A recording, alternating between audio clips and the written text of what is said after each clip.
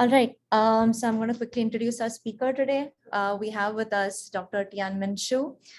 He's a postdoctoral associate at the Department of Brain and Cognitive Sciences at MIT, and he's working with Josh Tenenbaum and Antonio Taralba. He studies machine learning, social intelligence, and computational social cognition with the goal of engineering and reverse engineering social intelligence. His work has received the 2017 Cognitive Science Society Computational Modeling Prize and several Best Paper Awards at NeurIPS workshops and IROS workshops. His research has also been covered by multiple media outlets such as New Scientist, Science News, and VentureBeat. And before this, he received his PhD at UCLA in 2019. So Tianmin, we're really happy to hear from you today, and over to you. Yeah, thanks for the kind introduction and for having me here. Sorry,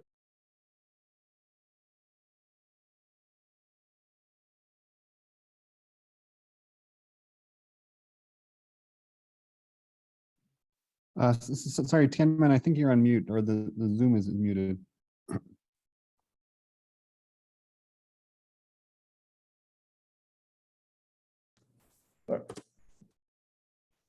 Yeah, there we go.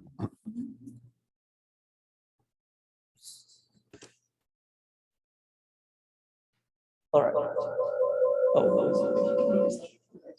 Okay.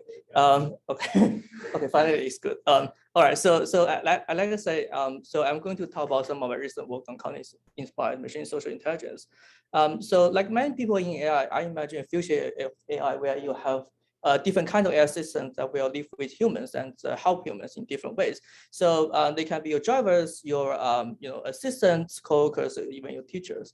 But we are still very far away from that future. So currently we may have the ability to create systems that can detect objects, track human poses, or have the amazing human-like physical abilities. But if we really want AI system to live with us, they also need to understand humans and interact with humans in safe and productive ways.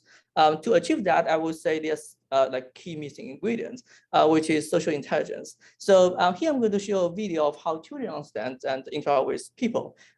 So this is actually a kind of famous video from a study by one top fellow in 2006. You can see here that this child has never interacted with this person before, but it can actually recognize the goal of this adult, which is trying to put books in the cabinet, identify the difficulty this adult had in reaching this goal, and figure out the best way to help this adult, right? And so from this video, you can see that even though this child has not been trained in this situation before, he can figure out how to help this adult. So it is actually exactly the kind of social intelligence we want AI system to be able to learn or to build in order for them to have the ability to live with humans. So this video also actually highlights two key building blocks for social intelligence. So the first building block is social scene understanding, the ability to understand other people. And after you understand other people, you also need to have the ability to interact with other people. So that's the second building block, multi-agent cooperation.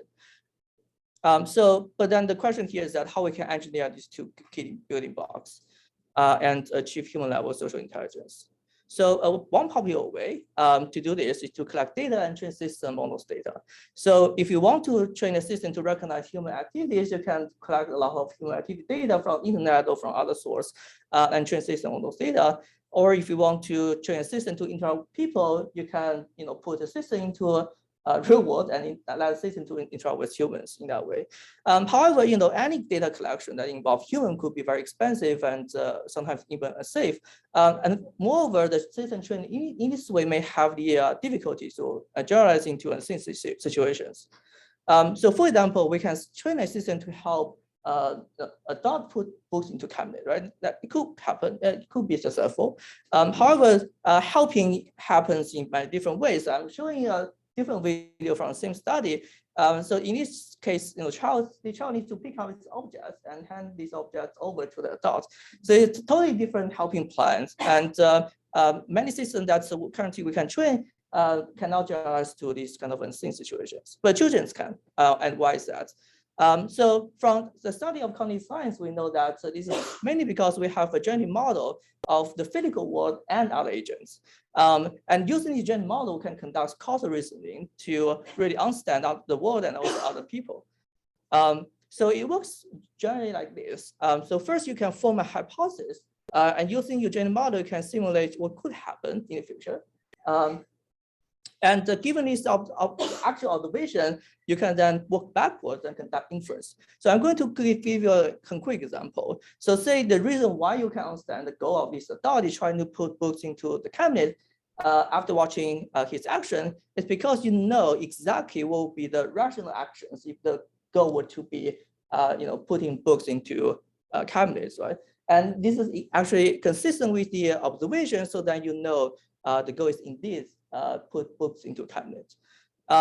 So specifically for social cognition, this means that we need to have a genetic model of multiple agents interactions.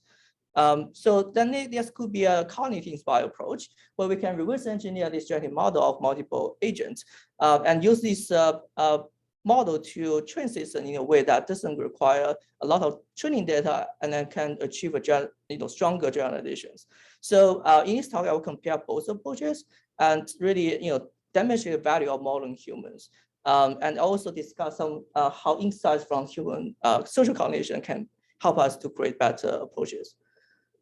All right, so let's get into it. So I'm going to talk about how we can build system for these two building blocks, and I'll talk about some future directions stemming from these two areas if I still have time. So first, social scene understanding. So a lot of work on social scene understanding, including some of my work shown here, can be seen as a branch of computer vision. So you can create a data set of human activities and train machine learning models on those data sets to recognize human activities. However, the kind of video that people usually use to evaluate these models are what I call visually rich and but socially simple videos. You probably cannot see that here. Okay. It's a little bit hard to.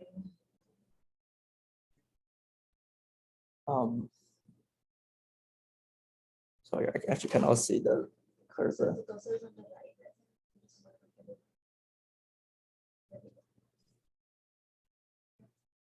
Oh, see.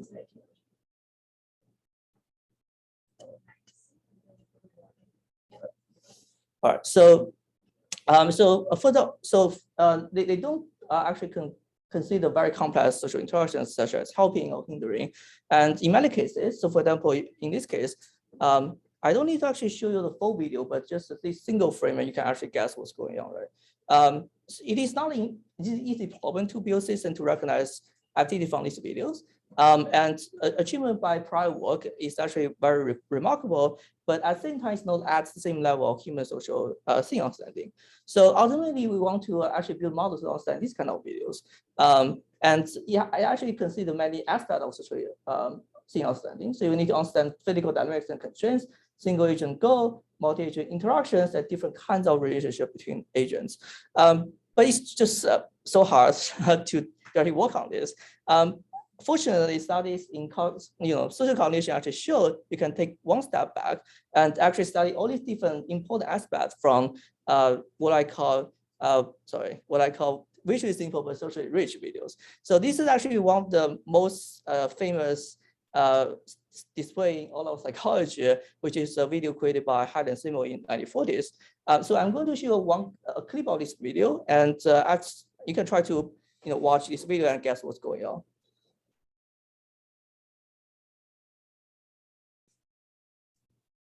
I don't know how many of you actually have watched this video before. Probably, okay, you haven't. I'll place it in his revision time. Oh, nice, nice, cool.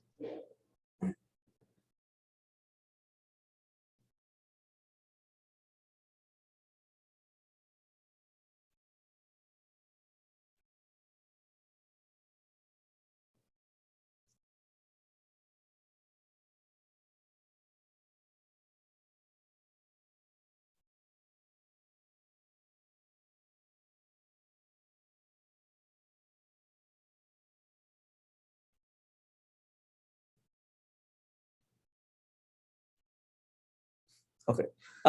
So, one way to describe this video is to say that there's a big triangle move back and forth, and there's small triangles mostly go rotate 360 degrees, etc., etc. I bet not none of you will see it in this way. We can see so much more. We can see, dynamics and constraints. Again, and we can see different kinds of strengths. You have weak agents, strong agents. We can see different kind of goals, different relationships. We can also judge morality. There's good guy and bad guy here.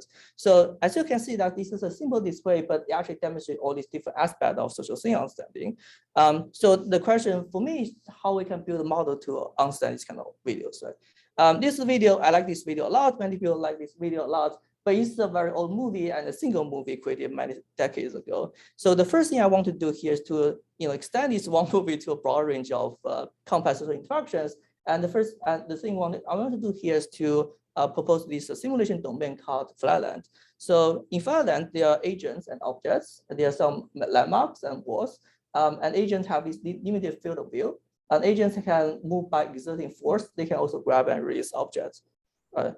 So in this simulation domain, we can also assign some variables to these agents. And we can test whether people or models can actually recognize those variables by watching the movie. So for example, we can assign social variables, physical variables, such as the strengths for the agents. And here strengths could be defined by the maximum amount of force an agent can exert. So probably the red is stronger than the green. Agents also have some kind of social variables. So for example, agent can have goals. Here goals could be go to a landmark, approach another entity or put some object to a landmark. All right. Agents also have different kind of relationships, and depending on the relationship, they may have social goals such as helping or hindering. So you can be friendly towards each other. You can be adversarial. You can also be independent, so just going to do your own thing. All right. So given this domain, I want to talk about how we can actually create this generative model in this domain. So the input of this generative model should be these variables, so social variables and the physical variables, and it will simulate possible interaction between multiple agents. But using this generative model, we can also work backwards. So given observed trajectories of these agents and objects, we can also try to infer the variables to interpret these videos. So my hypothesis is that this generative model should have 3 components. So first, you have a world model. This could be a physical engine, or it could be a learned dynamics model. You probably all very familiar with this kind of work. Given a world model, we should first need to have a single agent model. So Probabilistic has proposed to formulate a single agent model using POMDP. Here I'm going to highlight some important concepts here. So first, you have a state transition probability to model the world model, basically. Agents also have its own mental states, including belief and goals. Condition on goals will have a rule function for its agents. So the rule function depends on goal, but also the cost for the actions. So then the rational behavior of the agent could be modeled by a planning problem. Okay. But that's just single agents. So how about the interaction between multiple agents? So in this work, I use fully decentralized multi-agent POMDP. So the basic idea here is that each agent will have its own POMDP, which will be connected by their relationships. So here I'm going to show the 3 key differences compared with the single agent case. So first, you have relationships between 2 agents. And the rule function now for these agents will depend on not only its own goal, but the goals of all the other agents weighted by the relationship. And now the planning problem will be a multi-agent planning problem, which is much more difficult. So to solve this difficult, multi-agent planning problem, we propose a multi-agent task and motion planning method. I'm going to just talk about this on like high level, but I'm happy to talk more details if you're interested. So first, we have a set of particles to model the belief of the agents. So each particle represents a state that's possible. That's consistent with the past observation. Yeah. Yeah, sorry, just a quick question. When you say world model, do you mean just the transition probabilities or also like action condition? Other people's policy. Okay. Yeah, so that's just the state transition probabilities. Other people's policy will be included in the single agent model. Got it. But when you try to model the states here for your belief, you also need to imagine what other people are trying to do. So that will be also included here. World model also consists of the space, but also the other people, like the number of agents. It's influenced by the number of agents. Yeah, you include the state of other agents as well. Yeah, great question. So first we want to convert these continuous states into symbolic states, which could be represented by a set of predicates here. So for example, something on some landmark, something close to another thing, agent grabs some objects. Why do we want to do that? Because if we actually work on the symbolic states, we can use symbolic planet to first figure out the set of sub goals to achieve first. Sorry, I think I missed. How do you represent the symbolic states? Oh, so basically we kind of represent the relationship between multiple entities using these predicates. So if an agent is close to another agent, we'll say, we have a close agent 1, agent 2 kind of predicates for these states. Okay. This makes sense. Okay. And predicate here could be also sub goals. So say your sub goal is to approach another agent, and then can be represented by close agent 1, agent 2 kind of sub goal. So after you figure out the sub goal, you can use the motion planner to search for a sequence of actions, so basic force in this case, to reach the sub goal. Right. So how does this this generative model actually work? So here I first want to show you one example to demonstrate that there could be diverse social interactions emerge from this model. So I'm going to show 2 videos, and they share the same social variables. So you have, in both cases, you have 2 adversarial agents, and they try to put the same object to different landmarks. So there's a competition between them. So in the first case, I'm going to show this first video.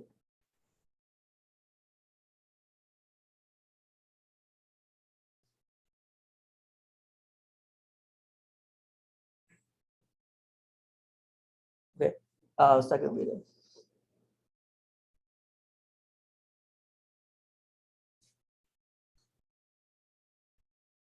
So you can see that we just changed the initial condition a little bit, but you can see different kind of interaction between these agents.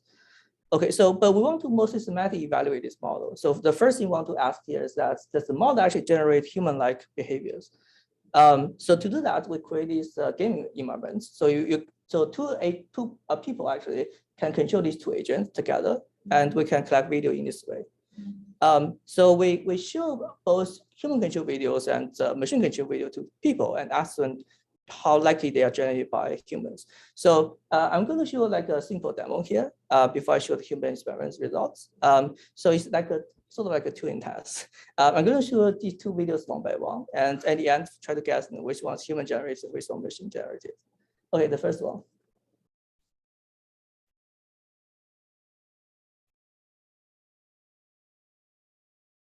All right, second one.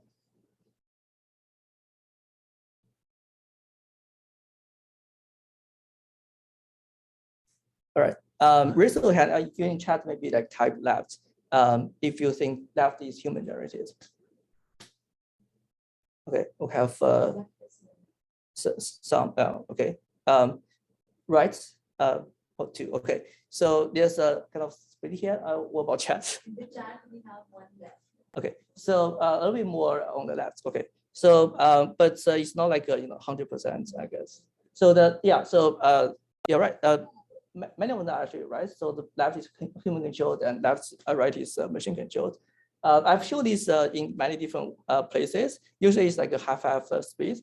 In one place, actually, all of people choose the right as the human controls. I don't know why, but basically, from our experiment where we have actually 130 something human subjects for this experiment, and we show that actually there's no significant differences between these 2 groups, and the average is all 4 out of 5. So 5 meaning they're absolutely human. So this shows that the model can generate some kind of human-like behaviors. The second question I want to ask is that does the model actually recreate real-life social interactions? For that, we did a different human experiments where we show these videos to a different set of participants, and they were asked to describe the video using interaction labels. And in the end, we will consistently use 18 different labels. So it shows that indeed we can generate different kinds of real life social interactions. Okay, so now what? We have the generative model. What we can do with it. So first, I mentioned that we don't have actually a data set to evaluate very complex social interactions, right? But using this model, we can actually generate complex social interactions with these animations. So we call this phase, but another name I like to call it is the animates for social thing understanding. It's kind of an abstract display, but it actually shows the important ingredients you need actually for understand social social things. Any questions? Okay. Yeah, I'm just curious how you actually made this data set, right? Like, how do you program like a diverse set of, for example, red wants to pick up green and put it there? Is it just like rule based or? No, so we don't actually define the behavior. So imagine, so remember that we have the social variables and the physical variables assigned to the generative model, right? And includes the strength of the agent, the goals of the agent, and then the relationship. So we just sample those variables, and that's the model to run and generate these different behaviors. But I'm actually curious about the model that synthesizes based on the input variables. Yeah. So given this set of input variables, all these things that you just listed, Yeah. how do you actually go to video? Is this like a rule-based system? Like Oh, how do you, yeah, how is that? good question. So I need to actually go back. So we talk about this multi-agent planning. I mean, for the data set itself, right? Because I think I understand how you're modeling it. I'm just not sure how you got the initial data set.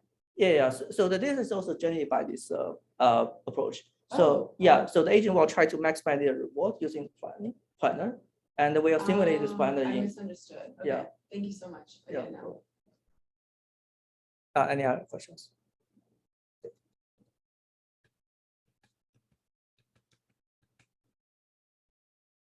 Oops, a little bit too far. Okay, so we have these data sets, and we also want to design some tasks on the data sets. So first we have a recognition task. So showing a full video to a model, the model needs to infer the goals of the agent. So there are 16 different goals for each agent, and recognize the relationship between the agents. We also have a prediction task. So we show the first part of the video. It's not shown here, but the first 5 seconds, and predict the future trajectories the next 5 seconds. Okay. So as I said, there's some So when you asked humans to do this recognition task, did they know what the goal is? Did they know what the goal is? That red needs to take this blue thing to that blue ball to the blue square. Yeah. So we provide these 16 different goals. Okay. If I have to actually talk about like a current work where we are not considering a given fixed goal space. Okay. But yeah. Okay. So one way to do this is to train neural nets to map the observation to labels of future trajectories. I've myself have done some work on this. And so the neural net here could be usually I would say with some kind of social pooling or a graph neural net. In contrast, in this work, which I try to use model-based inference. So I have talked about this. So using this generative model, we can evaluate a hypothesis for this variable. So we propose possible physical variables and social variables, use the generative models to simulate possible trajectories and compare that with the observed trajectories to get these deviations. So using deviation, we can define a likelihood, and to couple with the prior, we can conduct Bayesian inference. This is obviously not very efficient. So you have a lot of hypotheses here. So to make it tractable, we first use a Q-based proposal. So we design some kind of heuristics in this work. In the second part of my talk, I'll talk about how we can use learned heuristics. But here are just some kind of hand design features such as distance. So we have some initial guess, but we don't directly use initial guess. We first evaluate this initial guess using the generative model. And this is actually the key for the bottom-based inference. So it's not just recognize patterns from videos, but it's actually try to imagine what would happen if this agent were to have certain goals and relationships, and why you would actually observe certain actions from these agents. So from the simulation, we can compare that with the observation, identify where the simulation deviates from the observation, and then propose new hypothesis. We can do this for multiple times and until we get the convergence. Okay, so any questions so far? All right, so I'm going to show you the results first for the goal and duration recognition. So here, higher the higher it is, the better performance is. So first we have a human baseline, so it's almost perfect. We have LSTM baseline, graph neural baseline, and our approach. So so you can see that our approach has outperformed all the baselines. But I also want to mention that the baseline is actually not completely useless. It's actually definitely something meaningful here. And we'll circle back and talk about how we can merge the feasible neural net with our model-based inference in the second part of my talk. But for now, you can see that ours is performing better. And the main reason is that the model-based inference can reliably recognize and see social behaviors. So for example, think about helping. Depending on the physical states and also the social context, for example, the goal of other agents, you have different way to help another agent, right? So the feasible baselines usually can recognize helping behaviors seen during training, but not the new helping behaviors in testing. And okay, so that's the recognition. What about prediction? So for prediction, I'm going to show you average, the prediction error, average over all the time steps, and the prediction error for the final precision. And here, lower is better. So first we have a LSTM baseline, graph neural baseline, and our approach. So again, our approach can perform better. And the reason here is that model-based inference can estimate the uncertainty in the inference. So what does it mean? So for example, given this very short clip, the model-based inference can propose all these possible goals for these green agents. However, the feasible baseline will commit to one hypothesis, which actually turns out to be wrong. So for prediction, because you don't see the full trajectories, usually you need to imagine all the possible goals before you can actually predict the future trajectory reliably, right? So this shows that actually it's important to estimate the uncertainty. Okay, so very quickly, some take-home messages from this project. So we learned that model-based inference can help, generalization, but also estimation for the uncertainty. And also, this is made possible by the general model because the model can synthesize diverse social interactions. And I'm going to show you in the second part of my talk that the generalization and uncertainty estimation will be very helpful for downstream tasks such as prediction and cooperation. But for now, do you have any questions? Yeah. Why does having better uncertainty estimation help with the prediction task? Oh, right. So here, if you just imagine, if you only commit to one of the possible goals here, right, which actually turns out to be wrong, right, you'll just commit to one trajectory. Mm-hmm. For them. But if you try to minimize some loss, which is correlated with your accuracy, then yeah, the feed-forward model should also do very good, right? Because how does the model inference work? Do you just generate these hypotheses and sample from according to probability? Yeah, sample from. So you can sample multiple trajectories. I see. But if you only have one hypothesis, for example, here, then you can only sample one type of multiple trajectories. Which one do you select to be? Oh, the final prediction. Yeah. So I think we haven't talked about too much here, but usually you need to predict multiple trajectories and you'll evaluate over those. So if your prediction is kind of diverse when you are uncertain, you should usually better. But actually, these to the thing I want to talk a little bit about here. So these are two works from your lab, which I'm a big fan of. So I think this kind of related to my final goal, which is to understand real world interactions or real world actions. And I think it's good that I'm here and can talk to you more about this creative work with you. But for example, you also have work on the predictability of the future. So I think uncertainty here will be also very important. Okay, so I've talked about the first building blocks, but that's not a full story. We also need to learn how to cooperate with other people. And crucially, these will be guided by our social signal understanding. So you need to understand other people's behavior, their goals, and those states before you can interact with them.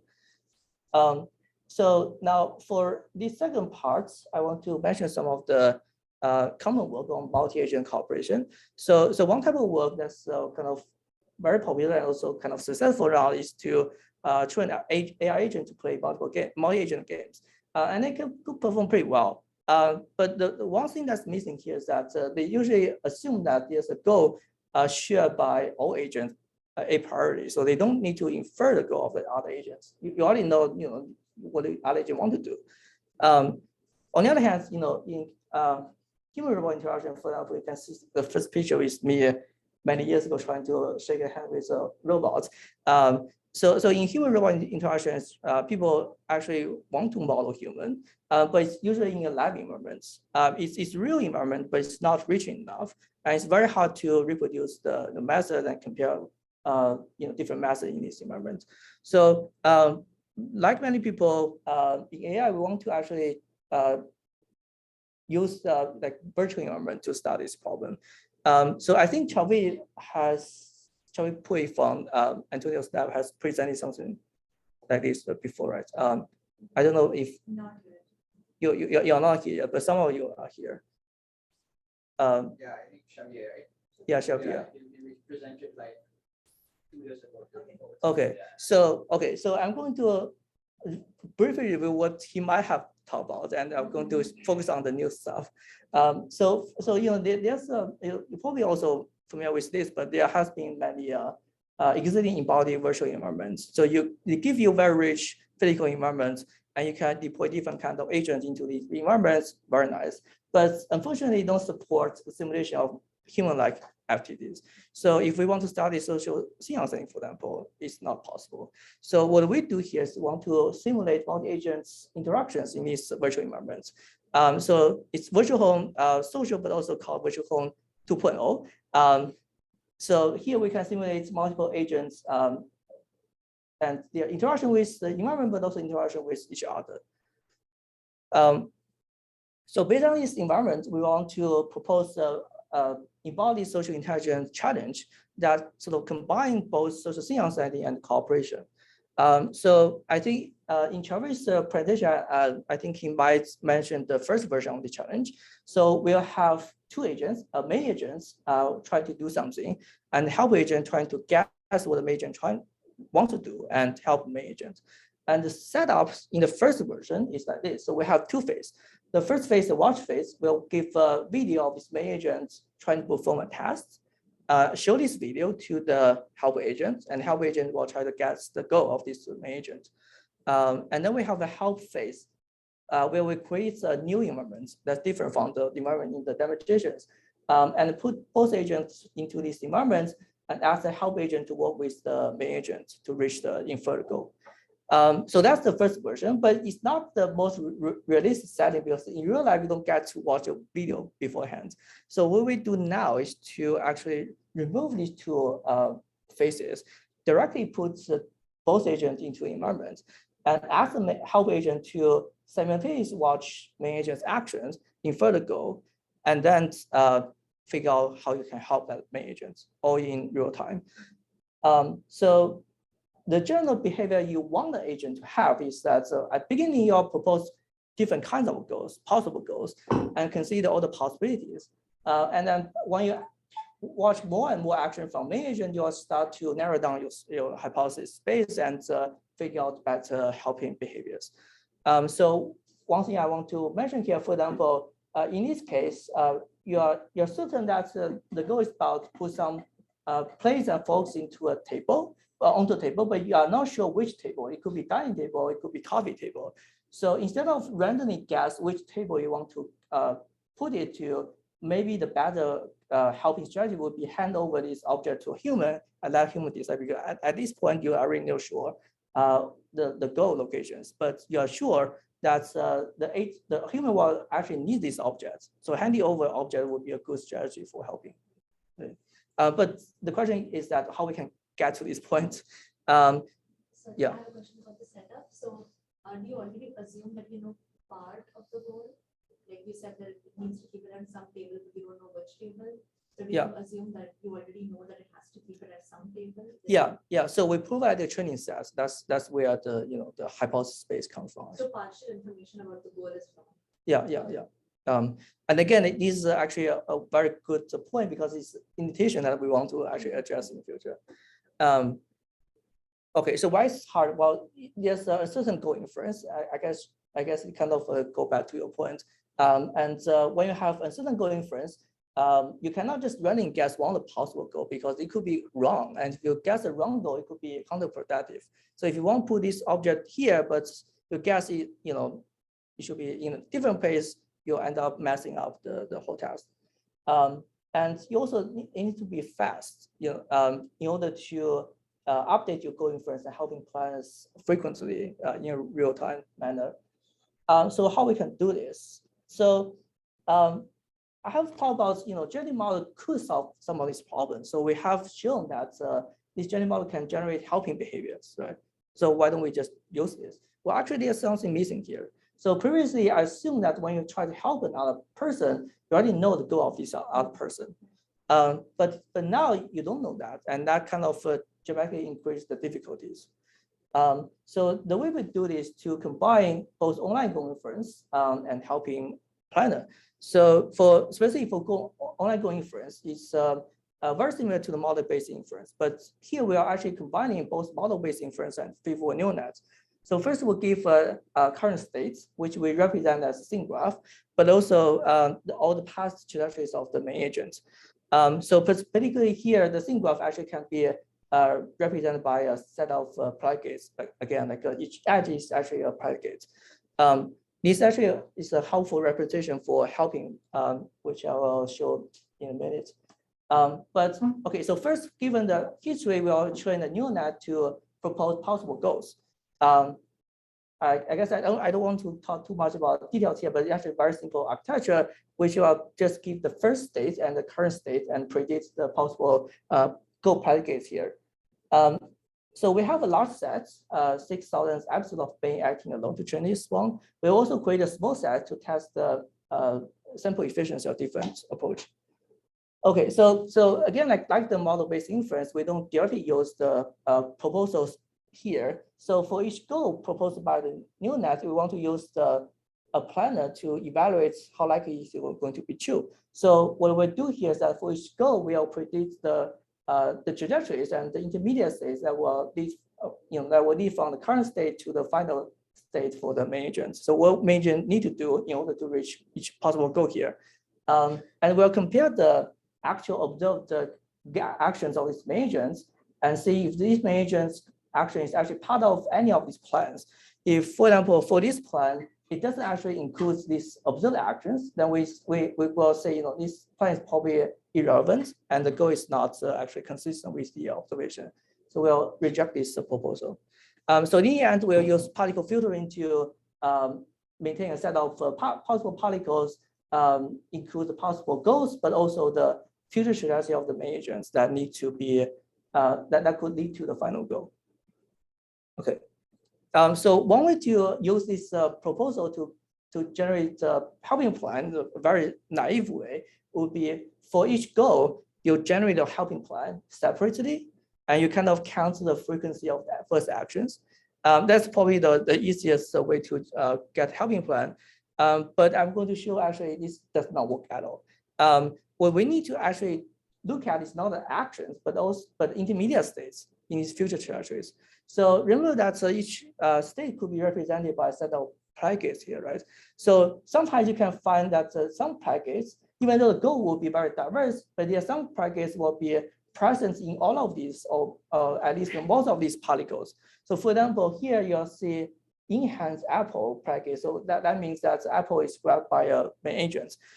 So this could happen when you are uncertain about the final location of the apple, but you know that part of the plan, regardless where the final location is to grab the apple first. So from this, you can actually figure out some useful subgoals to help with.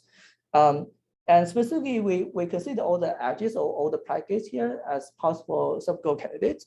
And we come up with a value function that depends on these three quantities. So first, we'll estimate how long will it take a main agent to reach this sub-goal? How long will it take the helper to reach this sub-goal?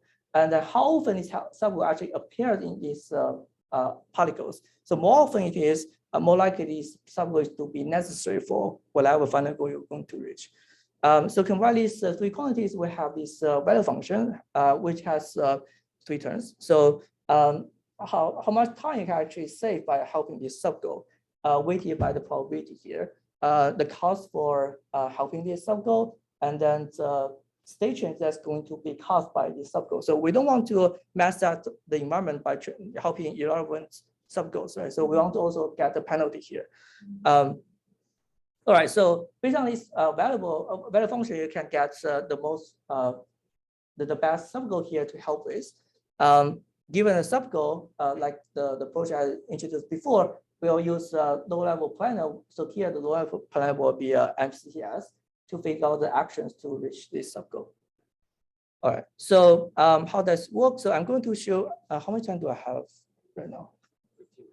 15 minutes. Okay, so I'm going to very quickly show this result. So the key is the result for online goal inference. So at the beginning, so in this upper right panel, I'm going to show you different hypotheses for the goals. So it includes the predicate and also count. So for example, on apple coffee table 1 means that you want to put 1 apple to a coffee table. And I'm going to show the probability of these different predicates and counts pair and how they change over time. All right, so at the beginning, you propose all these different kinds of proposals. I'm actually not showing all the possible proposals here. It's actually pretty large amount of predicates proposed by the neural nets. So first you watch some initial actions from the main agent. So at this point, you'll see the main agents trying to open up the dishwasher. So obviously there won't be any food in the dishwasher. So you'll immediately eliminate all the predicates that has something to do with the food. But crucially, you're not sure about the location for this, for example, wine glass. And particularly, actually, there's a wine glass here. So you'll see the wine glass predicates will have very high probability. But once you observe that the main agent actually walks to the kitchen table here, you immediately eliminate the predicate that has something to do with the coffee table. But at this point, you're still not sure how many persons you actually need to set up this table for. So the quantity is actually still uncertain. But as you watch more and more the action of these agents, you'll update your hypothesis and the probabilities, and finally they will reach convergence to actually 3 persons. I think at this point is still a mixture of 2 persons and 3 persons. Because at the end, it should be mostly just 3 persons.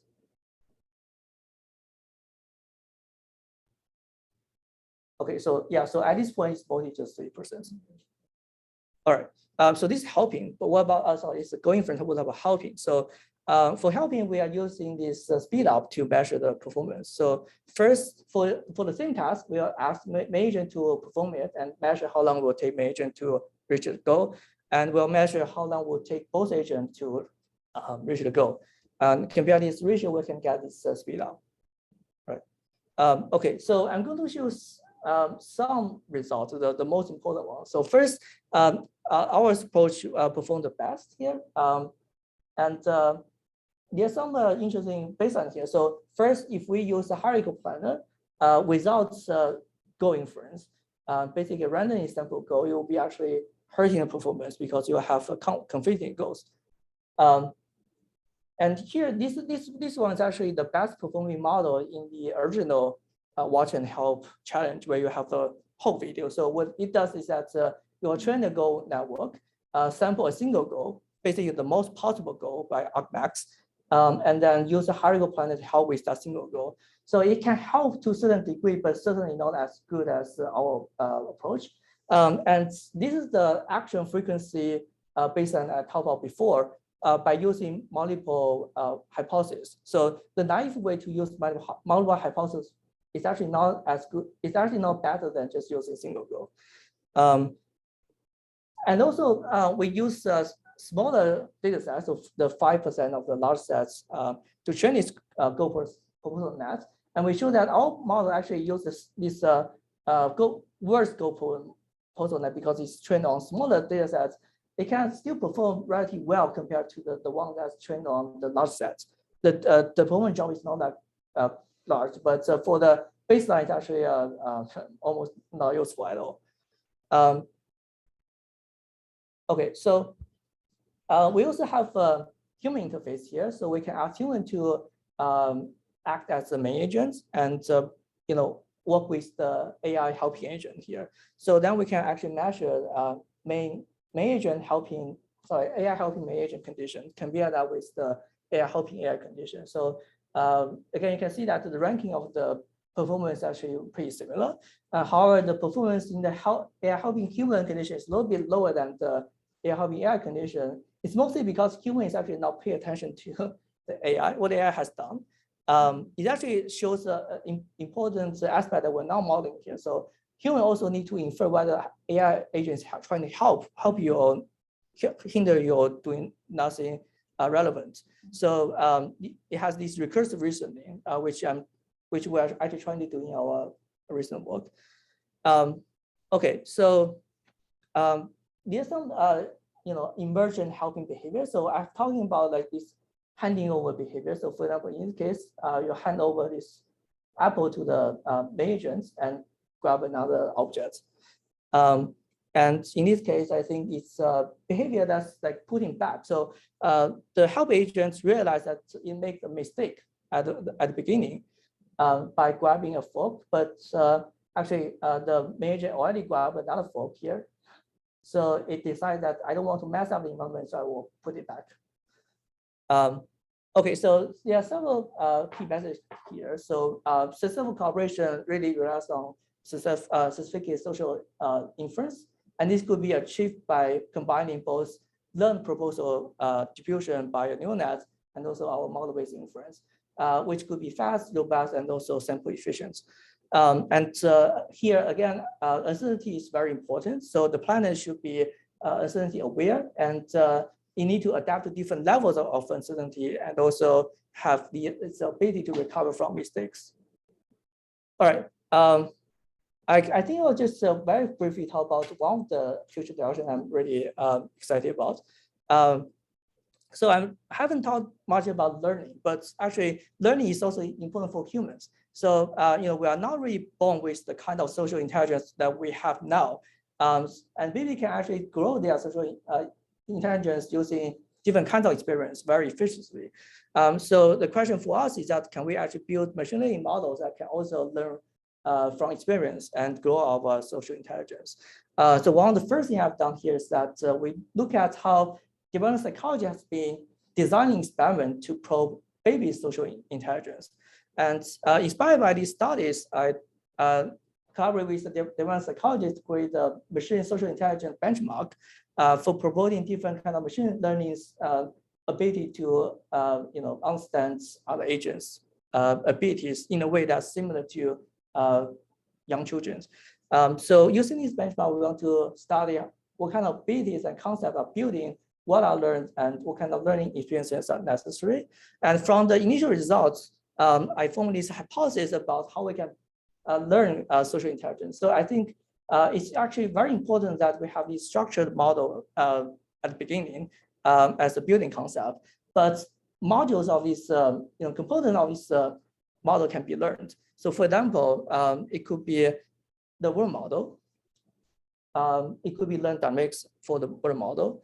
It could be how you identify other people's plans. So you can train a policy to imitate other people's plan instead of using a very complex planner.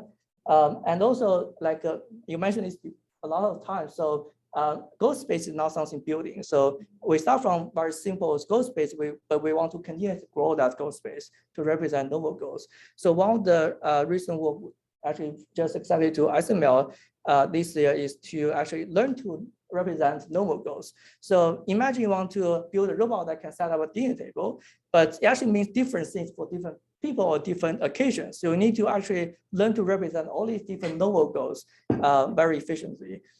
So we form, and the key here is really learn the goal specification for any new test. So we form this problem as an imitation learning problem, where we and especially we'll focus on like object rearrangement task, which is a kind of important task for embodied AI. So the problem is like this. So we give expert demonstration, a single demonstration for this task. So for example, here you basically just push the triangle down and align it with the bottom objects. But instead of test the model in the same environment, we create a new environment and ask the model to reach the same task in the new environment.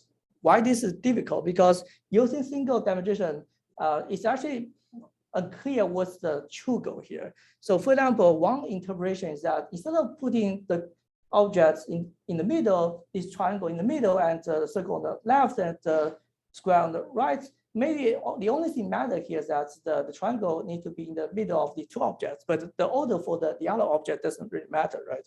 Or it could be just, I want to push the triangle next to the circle or next to the square. But from a single dimension, you cannot get this answer. So how we can solve this problem? So one way to do this is to learn a reward function from the expert demonstrations. But as you can see, actually it doesn't really solve the uncertainty here, because the rule actually just approximates the true reward in the state showing the demonstration. But in the new situation, in new environments, it doesn't really generalize. So another way to do this is to generate queries and ask people's feedback. So in this way, you can get more data and maybe train your reward better. But the problem here is that for each query, you only get one single data point. So what ends up happening is that even in the most recent work, for very simple tasks, they still need like thousands, if not millions of interactions. And that's not possible for human interactions. So what we do here is to try to combine the two and figure out the better way to actually utilize the query, but do not really need like thousands or millions of queries. I don't know if I actually have time to talk about this, but I think we'll just stop here. Yeah, but if you are interested, I can talk more offline. Anyway, so yeah, so one last thing I want to mention here is that we have this workshop on Friday, actually on the campus, but you probably need the registration to attend this RSS workshop. But we'll try to release the video afterwards. So I've mentioned that there's tremendous value in modeling humans for social intelligence. So in this workshop, we invite experts from different fields to discuss how we can build social robots using insights from human social cognition. So there could be some interesting discussion there. But anyway, I want to thank the collaboration, which is also actually multidisciplinary, and again, highlight the value of different fields. All right, thanks.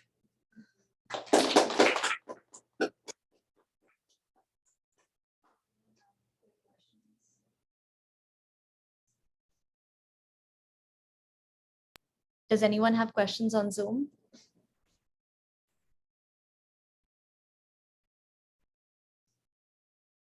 Hi, Tianmin. Thanks so much for the talk. Oh, I really think Carl is enjoyed- saying something. Hold on. Oh, can you hear me? Can you hear me? Okay, I guess Zoom can hear me, but can the room hear me?